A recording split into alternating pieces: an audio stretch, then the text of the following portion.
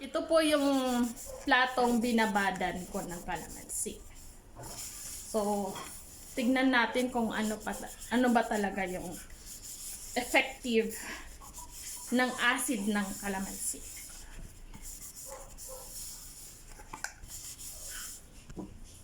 Ito lang po siya.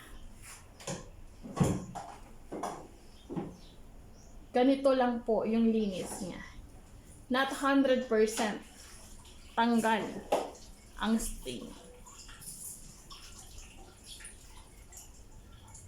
Kikita niyo ba? Ang nakikita. So, it's not 100% na perfectly effective kalamansi. Binabad ko na yan ha.